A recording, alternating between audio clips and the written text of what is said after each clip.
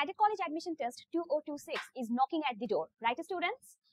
তাই আমাদের এই সময়টা খুবই ঠান্ডা মেজাজে ঠান্ডা মাথায় বসে নিজের প্রস্তুতিটাকে একদম 100% গুছিয়ে নিতে হবে। সেটা হোক ম্যাথসের জন্য, সেটা হোক ইংলিশের জন্য, বাংলার জন্য কিংবা জিকের জন্য। তবে আজকের এই ভিডিওতে আমরা স্পেশালি এটা জানবো যে আমাদের সামনের ক্যাডেট কলেজ অ্যাডমিশন টেস্টে আমরা কিভাবে আমাদের ইংলিশের প্রস্তুতিটাকে একদম টপ নচ করে গুছিয়ে ফেলতে পারি। আমাদের অনেকেই ধারণা থাকে যে ক্যাডেট কলেজ অ্যাডমিশন টেস্টের সিলেবাস তো অনেক বড়, অনেক বিশাল, আমি কোনখান থেকে পড়া শুরু করবো আর কোথায় গিয়ে শেষ করবো। সো এটার মধ্যে আমাদের মোটামুটি একটা হাবুডুবু খাওয়ার মতো অবস্থা হয়ে যায়। সো আসলে ব্যাপারটা এমন কিছুই না, খুবই স্ট্রাকচার্ড একটা সিলেবাস আছে, খুবই স্ট্রাকচার্ড একটা সাজেশন তোমাদের জন্য রেডি করেছি এবং আমি বিশ্বাস করি তোমরা যদি এই গাইডলাইন ফলো করো তোমাদের ইংলিশের প্রস্তুতি টপ নচ করতে কেউ ঠেকাতে পারবে না। তাই আজকের এই ভিডিও শুরু থেকে শেষ অবধি খুবই ভালোভাবে দেখে নিবে, দরকার হলে রিপ্লে করে দেখে নিবে, দরকার হলে সেভ করে রাখো এবং শেয়ার করে রাখো। কারণ আজকের ভিডিওতে আমি তোমাদেরকে সেই সব টপিকস গুলো নিয়ে কথা বলবো যেগুলো ক্যাডেট কলেজ অ্যাডমিশন টেস্টে মাস্ট আসবে এবং শুধুমাত্র সেই ইম্পর্টেন্ট জিনিসগুলো নিয়েই আমি কথা বলছি। আজকের এই ভিডিওর গ্রামার পার্টে আমি যেই টপিকগুলো নিয়ে কথা বলবো এর বাইরে ক্যাডেট কলেজ অ্যাডমিশন টেস্টের জন্য তোমার অন্য কোনো গ্রামার টপিক নিয়ে বোদার হইতে হবে না। তুমি জাস্ট এগুলাই ভালো করে পড়বা, যেগুলো সম্পর্কে আজকের ভিডিওতে আমি বলবো, খুব ভালোভাবে এগুলো সম্পর্কে নলেজ রাখবা। দেখবে তুমি তোমার ক্যাডেট কলেজ অ্যাডমিশন টেস্টের গ্রামার পার্টে একটা মার্কও তোমাকে হারিয়ে আসতে হবে না। তাই ভিডিওটা খুব বেশি ইম্পর্টেন্ট বাচ্চারা, শুরু থেকে শেষ অবধি ভালোভাবে দেখবা, সেভ করে রাখো, শেয়ার করে রাখো। তোমাদের কাজ হবে পুরো ভিডিও দেখার পরে জিনিসটাকে আবারও রিপ্লে করে সেভ করে রেখে পরবর্তীতে আবারও দেখে নিজের জন্য একটা চার্ট তৈরি করে কিভাবে নিজের প্রস্তুতিটাকে একদম টপ নচ করে ফেলবা সেটা একটা চার্ট রেডি করবা এবং আগামী 3 মাস সেই চার্ট অনুযায়ী নিজের প্রস্তুতিটা নিতে থাকবা। দেখবা একটা টপ নচ প্রস্তুতি নিয়ে নিশ্চয়ই তুমি পরীক্ষার হলে যেতে পারবে। চলো শুরু করা যাক। আচ্ছা, সো ক্যাডেট কলেজ অ্যাডমিশন টেস্টে ইংলিশে কিন্তু 100 মার্কস এর কোশ্চেন হয়ে থাকে, এটা মোটামুটি আমরা সবাই জানি নিশ্চয়ই। আর এই 100 মার্কস এর কোশ্চেনের মধ্যে কিন্তু দুটো পার্ট থাকে, গ্রামার পার্ট এবং রাইটিং পার্ট। গ্রামার পার্টে কিছু স্পেসিফিক টপিক তোমরা যদি বিগত বছরের প্রশ্নগুলো একটু অ্যানালাইসিস করো, একটু দেখো ভালো করে, দেখবে কিছু টপিক আছে যেগুলো তোমাদের প্রত্যেকটা বছর কোয়েশ্চেন দেখতে দেখতে খুবই কমন লাগছে যে না প্রায় প্রতি বছরই তো এই টপিক বা এই কোয়েশ্চেন গুলো চোখে পড়ছে। তার মানে এই প্রশ্নগুলো অফকোর্স ইম্পর্টেন্ট, বা প্রশ্নগুলো না টপিক গুলো অফকোর্স ইম্পর্টেন্ট এবং এগুলো সম্পর্কে আমাদের ক্রিস্টাল ক্লিয়ার ধারণা থাকতে হবে। যেমন ধরো গ্রামার পার্ট থেকে কিন্তু তোমাদের মোটামুটি 60 to 80 মার্কস এর কোয়েশ্চেন আসতে পারে, 60 to 80, জেনারেলি 60 to 70 মার্কস হতে পারে। রাইটিং পার্টে তোমার 20 to 40 মার্কস এর কোয়েশ্চেন হতে পারে, ডিপেন্ডস, কখনো 20 মার্কস এর কোয়েশ্চেন আসে রাইটিং পার্ট থেকে, কখনো 30 মার্কস এর কোয়েশ্চেন আসে রাইটিং পার্ট থেকে, আর বাকি 60 to 70 থাকে গ্রামার পার্ট থেকে। তো আমরা চলো একটু দেখে নিই। প্রথমে আমরা গ্রামার পার্টটা খুব ভালোভাবে ডিসকাস করব এবং এরপরে আমরা রাইটিং পার্ট নিয়েও খুবই ভালোভাবে আজকে ডিসকাস করব, যাতে করে তোমাদের একটা ক্রিস্টাল ক্লিয়ার আইডিয়া হয়ে যায়, একটা রোড ম্যাপ হয়ে যায় যে আগামী 4 মাস বা 3 মাস তুমি কিভাবে তোমার ইংলিশের প্রস্তুতিটাকে একদম সেরাদের সেরা করে গড়ে তুলতে পারবে। সো চলো গ্রামার পার্টে প্রথমে আমি যে টপিকটার কথা বলবো সেটা হচ্ছে parts of speech. Parts of speech আমাদের মোটামুটি সবারই পরিচিত, রাইট? কিন্তু আমাদেরকে জানতে হবে এই পার্টস অফ স্পিচ থেকে কেমন আসলে কোয়েশ্চেন হয়, কি টাইপের প্রশ্ন হবে সেই সম্পর্কে আমাদের আইডিয়া থাকা অনেক বেশি গুরুত্বপূর্ণ। সো বাচ্চারা তোমরা সবাই জানো পার্টস অফ স্পিচের মধ্যে noun, pronoun, adjective, verb, adverb, preposition, conjunction, interjection, এই জিনিসগুলো আছে, রাইট? সো এই জিনিসগুলো আসলে তোমাদের কেন জানতে হবে, কিভাবে করে জানতে হবে, তোমাদের কি এদের একদম প্রত্যেকটার আলাদা আলাদা প্রকারভেদ সম্পর্কে বিশদভাবে ধারণা থাকতে হবে, কিভাবে আসলে প্রশ্ন আসবে, কতটুকুন জানলে তোমার জন্য এখন ক্যাডেট কলেজ অ্যাডমিশনের জন্য এটা যথেষ্ট হবে, এই জিনিসগুলো নিয়ে একটু জেনে রাখো। দেখো পার্টস অফ স্পিচের ক্ষেত্রে ইম্পর্টেন্ট যে কোয়েশ্চেনটা, জেনারেলি যে টাইপ অফ কোয়েশ্চেন এখান থেকে হয় সেটা হচ্ছে identification of parts of speech. তোমাকে একটা সেন্টেন্স দিয়ে দেবে, সেন্টেন্সের মধ্যে একটা ওয়ার্ড আন্ডারলাইন করে দিবে এবং তোমাকে বলতে হবে যে ওই সেন্টেন্সে সেই ওয়ার্ডটা কোন type of parts of speech. ঠিক আছে? সো তোমাকে আইডেন্টিফাই করতে হবে যে ওই সেন্টেন্সে আন্ডারলাইন করা ওয়ার্ডটা কোন পার্টস অফ স্পিচের রোল প্লে করতেছে। এই জিনিসটা তোমাকে বুঝতে হবে, কারণ এক একটা ওয়ার্ড এক একটা সেন্টেন্সে এক এক রকম রোল প্লে করে এবং ডিপেন্ডিং অন দ্যাট রোল তোমাকে আইডেন্টিফাই করতে হবে যেটা কোন পার্টস অফ স্পিচ ওখানে। সো পার্টস অফ স্পিচের সবচেয়ে কমন টাইপ অফ কোয়েশ্চেন যেটা আসে সেটা হচ্ছে আইডেন্টিফাইং। তবে পার্টস অফ স্পিচ থেকে আরো এক ধরনের প্রশ্ন আসতে পারে, সেটা হচ্ছে ওয়ার্ড ফরমেশন বা একটা পার্টস অফ স্পিচ থেকে মানে ইন্টারচেঞ্জ করা ওয়ার্ডটাকে। ফর এক্সাম্পল ভার্ব দেওয়া আছে, তোমাকে বলছে এটার অ্যাডজেক্টিভ কি হবে, অ্যাডজেক্টিভ ফর্ম কি হবে, বা অ্যাডজেক্টিভ ফর্ম দেওয়া আছে বলা হবে যে এটার অ্যাডভার্বিয়াল ফর্ম কি হবে। এই ধরনের একটা পার্টস অফ স্পিচ থেকে আরেকটা পার্টস অফ স্পিচে ইন্টারচেঞ্জ করতেও দিতে পারে। তবে কমনলি যদি তুমি প্রশ্ন বিগত বছরের প্রশ্নগুলোকে দেখো এবং তোমাদের সাথেও একটু রিলেভেন্সিটা চিন্তা করো ক্লাস 6 এর সাথে, ইন্টারচেঞ্জ না আইডেন্টিফিকেশনটা খুব বেশি গুরুত্বপূর্ণ তোমাদের জন্য। পার্টস অফ স্পিচ নিয়ে আমার আরো কিছু কথা বলার আছে। পার্টস অফ স্পিচের প্রিপোজিশন এবং ভার্ব খুবই খুবই ইম্পর্টেন্ট। যে আইডেন্টিফিকেশন আসলেও পার্টস অফ স্পিচ, কিছু পার্টস অফ স্পিচ আছে যাদেরকে নিয়ে আলাদা কোয়েশ্চেন করে থাকে, তাদের মধ্যে ভার্ব একটা, প্রিপোজিশন আরেকটা। সো প্রিপোজিশন থেকে কেমন কোয়েশ্চেন আসে? প্রিপোজিশন খুবই খুবই খুবই ইম্পর্টেন্ট এবং প্রায় প্রত্যেক বছর প্রিপোজিশন থেকে 5 থেকে 10 মার্কের কোয়েশ্চেন চলেই আসে। তাই প্রিপোজিশন নিয়ে বিশদ ধারণা থাকা অনেক বেশি ইম্পর্টেন্ট বাচ্চারা। আমি জানি পড়াতে গিয়ে আমি যেটা দেখি তোমাদের মধ্যে যে প্রিপোজিশন নিয়ে তোমরা অনেক সময় অনেক কনফিউজ থাকো। এই কনফিউজ থাকার রিজন হচ্ছে কোন প্রিপোজিশনের কেমন কাজ এটা সম্পর্কে তোমাদের সঠিক জ্ঞান না থাকাটা। যখন তুমি বুঝবা না যে এই প্রিপোজিশন কেন আমি ব্যবহার করব, অ্যাট কেন আমি ব্যবহার করব, ইন কেন আমি ব্যবহার করব, তখন গিয়েই তুমি কনফিউজ হবা একটা ফিল ইন দ্য ব্ল্যাঙ্কস দেখে সেখানে কি আমি অ্যাট বসাবো নাকি ইন বসাবো। তো প্রিপোজিশন যেহেতু একটু বড় একটা টপিক, বা আমি বলবো না বুঝলে জিনিসটা একটু কনফিউজিং, তোমরা যদি প্রিপোজিশনের কনসেপ্টটা ক্লিয়ার রাখতে পারো এটা কিন্তু তোমাদের জন্য অনেক ইজি হয়ে যাবে। তবে প্রিপোজিশনের ক্ষেত্রে আমার তোমাদের জন্য বিশেষ কিছু দিক নির্দেশনা দেওয়া আছে। প্রথমটা এটা যে প্রিপোজিশনের কাজটা কি সেটা বোঝা, কোন প্রিপোজিশন কোন কাজে ব্যবহার করব সেটা বোঝা। আর থার্ডলি অ্যাপ্রোপ্রিয়েট প্রিপোজিশন সম্পর্কে ধারণা রাখা। এখানে আসে একটা বড় প্রশ্ন, যেখানে তোমরা এটা বলো যে মিস অ্যাপ্রোপ্রিয়েট প্রিপোজিশন তো অনেকগুলা, কতগুলা পড়বো? হ্যাঁ, অ্যাপ্রোপ্রিয়েট প্রিপোজিশনের কোনো শেষ নাই। ইংলিশ গ্রামার বুক খুললে মোটামুটি অনেকগুলো অ্যাপ্রোপ্রিয়েট প্রিপোজিশন তোমরা দেখে ফেলবা, এবং সবগুলাই কি তোমাদের লাগবে? অফকোর্স নট, সবগুলা তোমাদের লাগবে না। কিছু অ্যাপ্রোপ্রিয়েট প্রিপোজিশন আছে যেগুলো আমরা টিচাররা তোমাদেরকে সাজেস্ট করি বা সাজেশন দেই, আমাদের সাজেশন শিটে তোমরা পেয়ে যাবা যে কি কোন কোন অ্যাপ্রোপ্রিয়েট প্রিপোজিশন গুলো তোমাদের জন্য ইম্পর্টেন্ট, এবং সেগুলো সম্পর্কে ধারণা নিয়ে গেলেই মোটামুটি ক্যাডেট কলেজ অ্যাডমিশন টেস্টটা ক্র্যাক করা তোমাদের জন্য অনেক ইজি হয়ে যাবে। অফকোর্স তোমার এই ছোট্ট বয়সে অনেক অনেক অনেক বেশি অ্যাপ্রোপ্রিয়েট প্রিপোজিশন এখনই মুখস্থ করে ফেলার দরকার নাই, এর চাইতে অনেক ইম্পর্টেন্ট জিনিস তোমার পড়ার আছে। তাই এই সেই সময়টাতে সবকিছু পড়বো ওইটাতে না গিয়ে স্ট্র্যাটেজি মেনটেন করে যা দরকার তাই পড়বো, সেই ওয়েটা চুজ করা তোমাদের জন্য সবচেয়ে বেস্ট হবে। সো এভরিওয়ান, এখানে আমি আরেকটা জিনিস যেটা বলতে চাচ্ছিলাম, প্রিপোজিশনের কথা তো বললাম, ভার্ব নিয়ে যেটা বলতে চাচ্ছিলাম, ভার্ব নিয়ে কিন্তু পার্টস অফ স্পিচ থেকে আলাদা কোয়েশ্চেন আসে, এবং সেখানেও তোমার 5 to 10 মার্কসের কোয়েশ্চেন চলে আসে অনেক সময়, 5 থেকে 10 মার্কস। কখনো কখনো ফাইনাইট, নন ফাইনাইট, মডেলস এগুলো থেকে কোয়েশ্চেন আসে। তাই ভার্বের ক্ষেত্রে finite verbs, non finite verbs, modals এগুলো নিয়ে তোমার একটা বিশদ ধারণা থাকা খুবই গুরুত্বপূর্ণ, যে কোন ভার্ব কখন কিভাবে কাজ করছে, সেন্টেন্সে কার রোল কেমন, কখন আমি কোন ভার্ব ইউজ করব। আর একটা জিনিস যেটা খুবই ইম্পর্টেন্ট এবং খুবই কমন তোমাদের কাছে, তোমরা শুনে শুনে শুনে শুনে বড় হয়েছো, that is right form of verb. Right forms of verb নিয়ে আমি এরপরেই আলোচনা করতেছি। সো পার্টস অফ স্পিচ নিয়ে আমার এখানেই আপাতত বলার শেষ।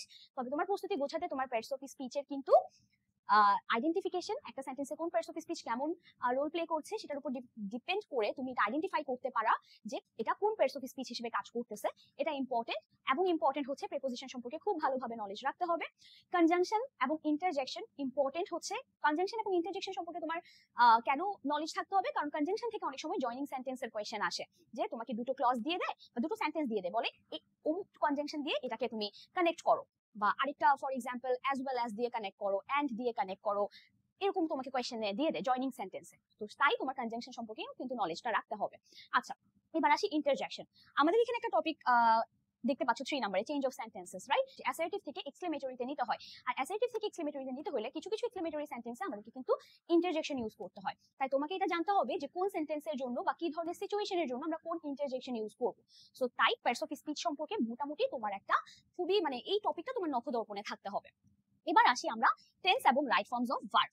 তোমরা নিশ্চয়ই বিভিন্ন সিলেবাসে দেখতে পাবে টেন্স এবং রাইট ফর্মস অফ ভার্ব বা সাবজেক্ট ভার্ব এগ্রিমেন্ট এগুলা 3টা টপিকে সাজানো, বাট আমি আসলে এই জিনিসটাকে একটা জিনিসেই তোমাদের জন্য রাখতে চাই, একটা ফ্রেমের মধ্যেই রাখতে চাই, কারণ এখান থেকে কোয়েশ্চেনটা একই ধরনেরই আসে, যে তোমাকে ফিল ইন দ্য ব্ল্যাঙ্কস দিবে এবং বলবে যে তোমার কারেক্ট ফর্ম অফ ভার্বটা সেখানে বসাও। টেন্স থেকেও এই রাইট ফর্ম অফ ভার্বের আন্ডারেই কোয়েশ্চেন আসে, সাবজেক্ট ভার্ব এগ্রিমেন্টের জন্য ব্যাপারটা সেম, কারণ এখানে তোমার কাজই হচ্ছে তোমার সাবজেক্ট দেখে টেন্স বুঝে তোমার সঠিক ফর্ম, ভার্বের সঠিক ফর্মটা তুমি ব্ল্যাঙ্কসে বসাতে পারছো কিনা ওটাই হচ্ছে তোমার জন্য চ্যালেঞ্জ থাকে, এবং এটা কিন্তু এই রাইট ফর্মস অফ ভার্বস এর আন্ডারেই তোমার টেন্স এবং সাবজেক্ট ভার্ব এগ্রিমেন্ট চলে আসে। তাই এবং এটা একটা মাস্ট আসে এমন একটা টপিক তোমার প্রতি বছর।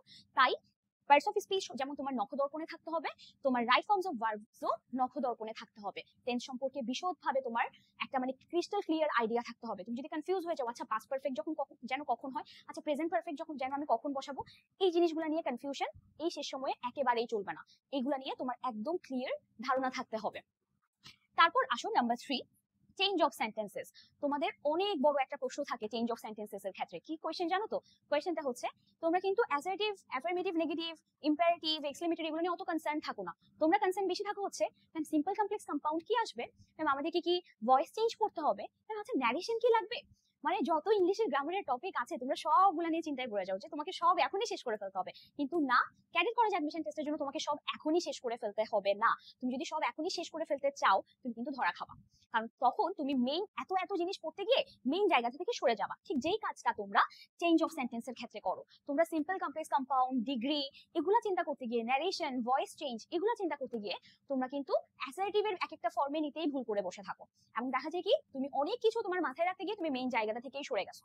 তুমি চেঞ্জ অফ সেন্টেন্সের জন্য শুধুমাত্র অ্যাসার্টিভের অ্যাফার্মেটিভ টু নেগেটিভ এবং ভাইস ভার্সা, অ্যাসার্টিভ থেকে ইম্পারেটিভ, অ্যাসার্টিভ থেকে এক্সক্লেমেটরি, অ্যাসার্টিভ থেকে ইন্টারোগেটিভ, জাস্ট ভাইস ভার্সা গুলা তোমার হচ্ছে প্র্যাকটিস করলেই যথেষ্ট, ঠিক আছে, চেঞ্জ অফ সেন্টেন্সের জন্য। তবে এর আন্ডারে আমরা আরো একটা জিনিস পড়াই, সেটা হচ্ছে ভয়েস চেঞ্জ। কিন্তু ভয়েস চেঞ্জ তোমাদেরকে পড়াই সত্য, চেঞ্জ অফ সেন্টেন্সের জন্য পড়াই না কিন্তু ভয়েস চেঞ্জ।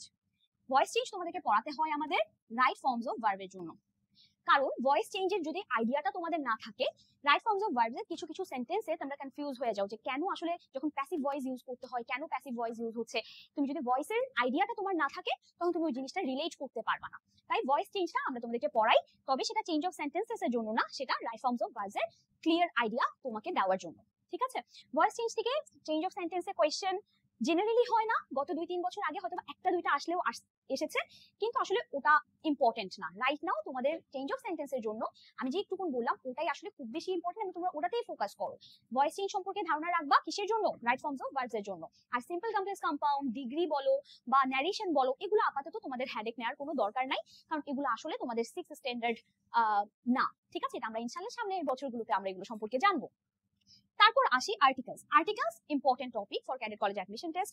আমরা অনেকেই যেহেতু আর্টিকেলস খুবই কম, এ এন এবং দা, যেটা করি অনেক তো ইম্পর্টেন্ট টপিক আছে, এটা তো শুধু এ এন আর দা, আর আমরা তো জানি এ কখন বসাবো, এন কখন বসাবো, দা কখন বসাবো, একটা মোটামুটি সবাই একটা আইডিয়া নিয়ে রাখি এবং সেটার উপর বেস করে হচ্ছে পরীক্ষার হলে চলে যায়। বাট ওই জায়গাটাতে কিন্তু আমাদেরকে ধরা খেতে হয় অনেক সময়। সেটা হচ্ছে আর্টিকেল খুবই ছোট্ট একটা জিনিস এবং খুবই সিম্পল একটা জিনিস। একটু যদি বেসিক নলেজ কনসেপ্টটা তোমার জানা থাকে তাহলে কিন্তু আর্টিকেলে ফুল মার্কস তোলা, এই যে গ্রামার পার্টটুকু আমি তোমাদেরকে দেখাচ্ছি না, এই গ্রামার পার্টটুকুতে ফুল মার্কস তোলা তোমাদের জন্য কোনো ব্যাপারই না, যদি তোমাদের কনসেপ্ট ক্লিয়ার থাকে, যদি অনেক অনেক কিছু না জানতে গিয়ে টু দা পয়েন্ট বুঝে গ্রামার পড়ো।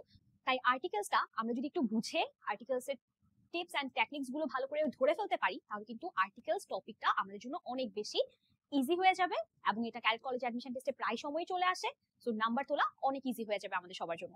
তো এখন আসি আমাদের পরবর্তী টপিকে, সিনোনিমস এন্ড অ্যান্টোনিমস।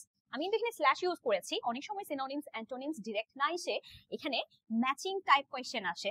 এটা তোমাদের ইংলিশ ফর টুডে বুকসে কিন্তু অনেকগুলো এই ধরনের এক্সারসাইজ আছে, যেখানে হচ্ছে দেখা যায় কি একটা টেক্সট পড়ানোর পরে তোমাদেরকে কিছু ওয়ার্ডস দিয়ে দেয় কলাম এ তে, এবং কলাম বি তে তোমাদেরকে হচ্ছে সেই ওয়ার্ডস গুলার সিনোনিমাস ওয়ার্ডস অর ফ্রেজেস উল্টাপাল্টা করে সাজিয়ে দিয়ে দেয় এবং তোমাদেরকে ম্যাচ করতে হয়। তো এটা হচ্ছে অনেকটা ওরকমই matching with words with their মিনিংসও হতে পারে, আবার উইথ দেয়ার অপোজিট মিনিংসও হতে পারে, ঠিক আছে। সো ম্যাচিং এর মতো করে সিনোনিম অ্যান্টোনিমস চলে আসতে পারে।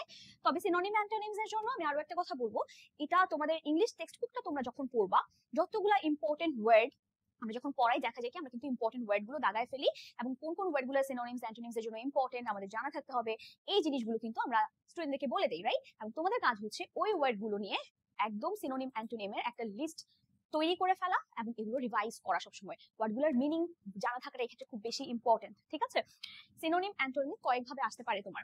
প্রথমত তোমাকে তোমার ক্যাডেট কলেজ অ্যাডমিশন টেস্টে কিন্তু একটা আনসিন টেক্সট আসে অনেক সময় না সব সময় বলতে পারো তুমি, যেটা আনসিন টেক্সট আসে, সেই টেক্সটের উপর বেস করে কিন্তু অনেক সময় সিনোনিম অ্যান্টোনিমস কোয়েশ্চেন দিয়ে দেয়, মাল্টিপল চয়েস কোয়েশ্চেন দেয় এবং বলে যে প্যাসেজের এই ওয়ার্ডটার সাথে নিচের কোন ওয়ার্ডটার হচ্ছে ম্যাচ দেখা যাচ্ছে, বা প্যাসেজের এই ওয়ার্ডটার অপোজিট ওয়ার্ড নিচের কোনটা, এই ধরনের কোয়েশ্চেন চলে আসে। আবার সিনোনিম অ্যান্টোনিমস থেকে আলাদা করেও কোয়েশ্চেন আসতে পারে যে এই ওয়ার্ডটার সিনোনিম বলো, এই ওয়ার্ডটার অ্যান্টোনিম বলো। আবার ম্যাচিং আকারেও কোয়েশ্চেন আসতে পারে সিনোনিমস অ্যান্টোনিমস থেকে, ঠিক আছে। সিনোনিমস অ্যান্টোনিমস এর জন্য তোমরা প্রথমত তোমাদের ইংলিশ টেক্সট বুককে টার্গেট করবা। সেকেন্ডলি অফকোর্স শুধুমাত্র ইংলিশ টেক্সট বুক না, ইংলিশ টেক্সট বুকের বাইরে আরো কিছু ওয়ার্ডস আছে যেগুলো ক্যাডেট কলেজ অ্যাডমিশন টেস্টের জন্য ইম্পর্টেন্ট, যেটা ইনশাআল্লাহ তোমরা যেই ইংলিশের সাজেশন শীট পাবা সামনে, সেই সাজেশন শীটে খুব সুন্দরভাবে তোমাদের জন্য গুছিয়ে রাখা হবে। ইনশাআল্লাহ ওই জিনিসগুলো পড়লেই তোমাদের এই সিনোনিমস অ্যান্টোনিমস, ফ্রেজেস, ইডিয়মস বা গ্রামার পার্টের অনেক কিছু থেকেই তোমরা ইনশাআল্লাহ কমন পেয়ে যাবে। এবার আসি number and gender. Number and gender থেকে তোমাদের সরাসরি প্রশ্ন আসে না, তবে নাম্বার এবং জেন্ডার সম্পর্কে তোমার ধারণা থাকা খুব বেশি ইম্পর্টেন্ট, সুস্পষ্ট ধারণা থাকা। এখান থেকে কোয়েশ্চেন ডিরেক্ট আসবে না, বলবে না যে এটা কোন নাম্বার বা এটার অপোজিট নাম্বারটা কি হবে, সিঙ্গুলার কি প্লুরাল কি, বা এটা বলবে না জেন্ডারের ক্ষেত্রে যে তোমার মানে তুমি চেঞ্জ করো। তোমাকে এখান থেকে যে কোয়েশ্চেন গুলো আসবে ইম্পর্টেন্ট, সেটা হচ্ছে সেন্টেন্স কারেকশন। সেন্টেন্স কারেকশনে কিন্তু জেন্ডার নাম্বার থেকে কোয়েশ্চেন চলে আসতে পারে। তাই জেন্ডার এবং নাম্বার আসলে ক্লাস 1-2 থেকে তোমরা পড়ে আসছো, রাইট। এগুলো জাস্ট একটু রিভাইজ করবা, that's it, nothing more nothing less. So তোমরা জাস্ট এই নাম্বার এবং জেন্ডারের টপিকগুলো রিভিশনে রাখবা, যাতে করে যদি সেন্টেন্স কারেকশনে চলে আসে তুমি যেন বুঝতে পারো, ধরতে পারো এবং জিনিসটাকে সঠিকভাবে লিখতে পারো, ঠিক আছে। আর একটা কথা বলবো, আমি তোমাদেরকে এখানে একটা জিনিস মেনশন করছিলাম যে কনজাংশনের পার্ট থেকে তোমাদের জয়নিং সেন্টেন্সটা আসতে পারে, জয়নিং সেন্টেন্স, ওকে, জয়নিং সেন্টেন্স। আর হচ্ছে এটার জন্য তোমাদের আসলে আলাদা করে পড়ার কিন্তু কিছু নাই। তুমি যদি প্রত্যেক কনজাংশন তো তোমরা সবাই চিনো, রাইট? এবং কোন কনজাংশন কি কাজ করে এটা যদি জানা থাকে তাহলে সেন্টেন্স জয়েন করা তোমার জন্য কোনো ব্যাপার না। সো এটা কিন্তু জাস্ট একটু প্র্যাকটিস করলেই তোমার হয়ে যাচ্ছে, এমন না যেটা অনেক কঠিন একটা জিনিস, তোমার এটার পিছনে অনেক অনেক সময় দিতে হবে, এরকম কোনো কিছু না। আচ্ছা, এখন আসবো আমরা কথা বলবো হচ্ছে রিঅ্যারেঞ্জমেন্ট নিয়ে। রিঅ্যারেঞ্জ কিন্তু আমাদের ক্যাট কলেজ অ্যাডমিশনের জন্য সমানভাবে ইম্পর্টেন্ট। আমি আজকের এই ভিডিওতে আমি সেই সব টপিকগুলো নিয়েই কথা বলছি তোমাদের সাথে যেগুলো ইম্পর্টেন্ট এবং যেগুলো থেকে প্রশ্ন আসে, ঠিক আছে? তো রিঅ্যারেঞ্জটা আসে কেমন ভাবে? দুই ভাবে আসতে পারে। প্রথমত তোমাকে এ থেকে জে পর্যন্ত কয়েকটা সেন্টেন্সকে হচ্ছে এলোমেলো করে দিবে, ওগুলাকে কারেক্ট অর্ডারে সাজিয়ে তোমাকে একটা স্টোরি মেক করতে হবে। অথবা একটা সেন্টেন্সের মধ্যে ওয়ার্ডগুলোকে জাম্বলড করে দিবে, তোমাকে ওয়ার্ডগুলোকে সাজিয়ে একটা প্রপার মিনিং দিচ্ছে এমন একটা সেন্টেন্স সাজাতে হবে। সেকেন্ড যে নিয়মটা বললাম সেটাই মোস্টলি তোমাদের ক্যাডেট কলেজ অ্যাডমিশন টেস্টে আসে, যে জাম্বলড ওয়ার্ডস থাকে, সেই জাম্বলড ওয়ার্ডগুলোকে তোমরা প্রপার অর্ডারে সাজিয়ে একটা মিনিংফুল সেন্টেন্স তৈরি করবা। এটাই মোস্ট কমনলি আসে রিঅ্যারেঞ্জের ক্ষেত্রে। আর পাঞ্চুয়েশন এন্ড ক্যাপিটালাইজেশন তোমাদের সবার অনেক পছন্দের, কিন্তু ভাবো যে আরে এটা তো অনেক ইজি, অনেক সোজা, অনেক সহজ, আমার এটা পড়ে শুধু শুধু আরো কত কত কঠিন জিনিস আছে, এটা পড়ে সময় নষ্ট করার দরকার নেই। এন্ড ঠিকই এটাতে গিয়ে ধরা খেয়ে আসো। পাঞ্চুয়েশন, ক্যাপিটালাইজেশন আর আর্টিকেলস, ইংলিশ গ্রামারের এমন দুইটা টপিক যেগুলো খুবই ইজি, খুবই ছোট চ্যাপ্টার, কিন্তু আমরা খুবই কম অ্যাটেনশন দিই এবং পরীক্ষায় ভুল করে আসি।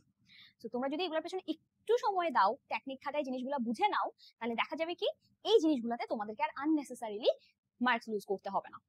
পাঞ্চুয়েশন এন্ড ক্যাপিটালাইজেশন নিয়েও তোমাদের একটা ভালো ধারণা থাকতে হবে। আসি স্পেলিংস নিয়ে। স্পেলিংস কয়েকভাবে আসতে পারে। প্রথমত তোমার এমসিকিউজ আকারে বললো যে তোমার নিচের কোনটা সঠিক স্পেলিং এ আছে সেটা তুমি বাছাই করে নাও। That is most confusing. দেখা যাবে কি তুমি একটা ওয়ার্ডের স্পেলিংটা তুমি জানো, কিন্তু অপশনস দেখে তুমি নিজেই কনফিউজ হয়ে গেছো। এই একটা প্রবলেম এমসিকিউজ টাইপ কোয়েশ্চেন গুলোর ক্ষেত্রে হতে পারে। আরেকটা ভাবে কোয়েশ্চেন আসতে পারে স্পেলিংস এ, সেটা হচ্ছে সেন্টেন্স কারেকশনের মধ্যে, যে তোমাকে একটা সেন্টেন্সের মধ্যে একটা রং স্পেলিং দিয়ে দিবে, তোমাকে সেই রং স্পেলিংটা, অথবা তোমাকে বলবে যে নিচের সেন্টেন্সে কিছু মিসস্পেলড ওয়ার্ড আছে, সেই মিসস্পেলড ওয়ার্ড গুলোকে খুঁজে বের করো এবং সেগুলোর কারেক্ট স্পেলিংটা লিখে দাও। ঠিক আছে? এইভাবে করেও কোয়েশ্চেন আসতে পারে স্পেলিং এর জন্য। এইভাবে অনেক সময় কোয়েশ্চেন আসতে দেখা গেছে ক্যাডেট কলেজ অ্যাডমিশন টেস্টে। সো স্পেলিংস তুমি যখন এটা সম্পর্কে তোমার যেহেতু একটা ওয়ার্ডের বানান সম্পর্কে যদি তোমার ভালো একটা ধারণা থাকে, তুমি যদি বেশ কয়েকবার প্র্যাকটিস করো জিনিসটা, ইনশাআল্লাহ এই জায়গাগুলোতেও তোমাদেরকে মার্কস লুজ করতে হবে না। এন্ড লাস্টলি গ্রামার পার্টে আমি কথা বলবো ফ্রেজেস এন্ড ইডিয়মস নিয়ে। ফ্রেজেস এন্ড ইডিয়মস অফকোর্স তোমাকে একটু সময় দিয়ে পড়তে হবে, তবে তোমরা একটা ভুল কাজ করো এটা পড়ার ক্ষেত্রে। সেটা কি করো জানো? তোমরা তো হচ্ছে যেমন বইগুলোতে জেনারেলি কি থাকে, ইডিয়মস গুলো থাকে, ব্রেকেটে অর্থ থাকে, পাশে একটা সেন্টেন্স থাকে, তাই না? এবং তোমরা মুখস্থ করতে থাকো, তো মুখস্থ করতেই থাকো। আই নো ফ্রেজেস এন্ড ইডিয়মসে একটু মেমোরাইজেশনের পার্ট আছে, তোমাদের কাজ হচ্ছে অর্থগুলা মনে রাখা, সেন্টেন্স মুখস্থ করার তো দরকার নাই। সো 300-400 ফ্রেজেস এন্ড ইডিয়মস আমরা জাস্ট অর্থ না বুঝে মুখস্থ করব না, আমরা খুব ভালোভাবে অর্থগুলা বুঝে মাথায় সেট করে রাখবো, যাতে করে আমার যদি অর্থ বোঝা থাকে, এখন ফ্রেজেস এন্ড ইডিয়মস যেটাই আসে সেন্টেন্স মেক করতে দিলেও আমি পারবো, ম্যাচিং করতে দিলেও মিনিং এর সাথে সেটাও আমি পারবো, ফিল ইন দ্য ব্ল্যাঙ্কস আকারে দিলেও আমরা পারবো। তো তখন আমাদের যে কোনো ধরনের কোয়েশ্চেনই হোক ক্র্যাক করা অনেক ইজি হয়ে যাবে। জাস্ট মেক শিওর করো তুমি phrases and idioms, important phrases and idioms গুলার মিনিংটা বুঝো, দ্যাটস ইট। সো আজকের এই গ্রামারের পার্টটুকু আমি চেষ্টা করেছি শুধুমাত্র ওই টপিকগুলো নিয়েই তোমাদের সাথে কথা বলার, যেগুলো খুবই ইম্পর্টেন্ট এবং ক্যাডেট কলেজে মাস্ট আসে এমন কিছু টপিক। এর বাইরে আসলে ইংলিশ গ্রামার পার্টের জন্য তোমার ক্যাডেট কলেজ অ্যাডমিশন টেস্টের প্রিপারেশনের জন্য বদার হওয়ার কোনো দরকার নাই, অনেক অনেক কিছু পড়ারও কোনো দরকার নেই। এই গাইডলাইনটা ফলো করো, that would be perfect for you. এবং আমার আজকের ভিডিওটা কিন্তু তোমার গ্রামার পার্টকে গুছায় দেওয়ার জন্য অনেক বেশি ইম্পর্টেন্ট, তাই ভিডিওটা শেয়ার করে নিজের টাইমলাইনে রেখে দাও, সেভ করে রাখো, এবং মাস্ট মাস্ট মাস্ট কয়েকবার খুব ভালোভাবে দেখো, দরকার হলে রিপ্লে করো, আবার দেখো, বুঝো, নিজের জন্য একটা পড়া কিভাবে নিজের পড়াটা ইংলিশ পড়াটা গুছাবে একটা চার্ট করে ফেলো ভিডিওর গাইডলাইন ফলো করে, এবং সেই চার্ট অনুযায়ী আগামী 3 মাস ওভাবে করে প্র্যাকটিস করো। এবং বাচ্চারা, আজকে তো আমি তোমাদেরকে গ্রামার পার্ট নিয়ে কথা বললাম তোমাদের সাথে, আমার নেক্সট ভিডিওতে ইনশাআল্লাহ রাইটিং পার্ট নিয়ে আমি এক্সক্লুসিভলি হচ্ছে ডিসকাশন করে তোমাদের জন্য আরেকটা ভিডিও আনবো, যে ভিডিওতে তোমরা দেখবা যে রাইটিং পার্টে কোন কোন বিষয়গুলোতে তোমার ফোকাস করা উচিত, কেমন আসলে প্রশ্নগুলো হয়, semi guided, guided paragraph, argumentative paragraph, letter, application বলো, ইমেইল বলো, কোন কোন জিনিসগুলো আসলে ইম্পর্টেন্ট, এগুলো আসলে কিভাবে আসে কোয়েশ্চেনে, এগুলো নিয়ে বিস্তারিতভাবে আমি তোমাদের সাথে রাইটিং পার্টের জন্য একটা এক্সক্লুসিভ ভিডিও নিয়ে আসবো ইনশাআল্লাহ। বাট তার আগে গ্রামার পার্টটা নিয়ে তোমরা একদম ক্রিস্টাল ক্লিয়ার একটা আইডিয়া করে ফেলো, নিজের জন্য একটা চার্ট করে ফেলো আমার গাইডলাইন ফলো করে, যেটা বললাম সেভ করে রাখো, ভিডিওটা শেয়ার করে রাখো, যাতে করে তুমি যখন প্রয়োজন নিজের মতো করে দেখে নিতে পারো, এবং সেই অনুযায়ী একটা নিজের জন্য গাইডলাইন বা চার্ট রেডি করে ফেলতে পারো, যে আগামী 3 মাস তুমি কিভাবে আসলে নিজের প্রস্তুতিটাকে গোছাবা। সেই সাথে তোমাদেরকে আরো একটা ইনফরমেশন দিয়ে রাখি, এই যে আগস্ট মাসের শেষ শনিবার, আগস্টের 30 তারিখ আমাদের কিন্তু এক্সাম ব্যাচে 300 মার্কের এক্সাম শুরু হচ্ছে, যেখানে আমরা ক্যাডেট কলেজে ঠিক যেরকম প্রশ্ন আসে ঠিক সেরকম প্যাটার্নে বিভিন্ন প্রশ্নগুলো করছি, এবং খুবই খুবই খুবই কম্পিটিটিভ ওয়েতে এক্সামটা রাখার চেষ্টা করছি, কারণ আমাদের এক্সাম ব্যাচে কিন্তু প্রচুর এক্সামিনিজ আছে। বিভিন্ন ডিস্ট্রিক্টের বিভিন্ন জায়গা থেকে, ঠিক আছে? তো তুমি যদি এই এক্সামগুলো দাও, দেখা যাবে যে তুমি তোমার এক্সামগুলো দেওয়ার মাধ্যমে কোথায় তোমার উইকনেস রয়ে গেছে, কোন জায়গায় তোমাকে আরো ইমপ্রুভ করতে হবে, এই জিনিসগুলো খুব ভালোভাবে ফাইন্ড আউট করতে পারবা। পরবর্তী পরীক্ষায় তুমি সেই জিনিসগুলোর উপর কাজ করে ভালো প্রিপারেশন নিয়ে, বেটার প্রিপারেশন নিয়ে পরবর্তী পরীক্ষায় বসতে পারবো। এবং আমি তোমাদেরকে সাজেস্ট করবো এই প্রত্যেকটা পরীক্ষা এমন ভাবে দাও যেন এটাই তোমার final cadet college admission test. ওইভাবে করেই পরীক্ষার জন্য প্রিপারেশন নাও এবং প্রত্যেকটা পরীক্ষা দিতে বসো সেই মাইন্ডসেট নিয়ে। দেখবা প্র্যাকটিস এবং সঠিক গাইডলাইনের মাধ্যমে তোমাদের ক্যাডেট কলেজের প্রস্তুতি একদম টপ নচ হয়ে যাবে এবং ইনশাআল্লাহ তোমার সফলতা আল্লাহ চাইলে নিশ্চিত করে দিবেন। আল্লাহ হাফেজ এভরিওয়ান।